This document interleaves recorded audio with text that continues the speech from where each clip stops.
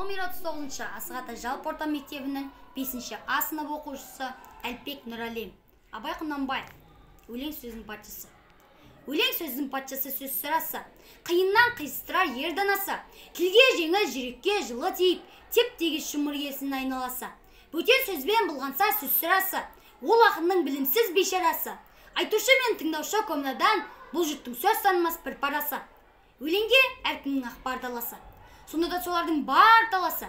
Іші алтын сырты күміс сөз жақсысын. Қазақтың келістері қай баласы. Бұрынғы ескі биде тұрсам барлап, мақалда айтады екен сөз қосарлап. Ақындары ақылсыз надан келіп, көл жерде өлең қыпты жоқтан қармап. Қобыз бен домбыра алып топтар санап, мақтау өлең айтыпты әркімге арнап. Әдерден өлеңменен қайыр тілеп, кетірген сөз қадірін жұртты шарлап. Мал үшін тілін безеп жанын жалдап, мал сұрап біреуді алдап біреуді арбап. Жат елде қайырымшылық қылып жүріп, өз елін бай деп мақтар Құдай қарғап.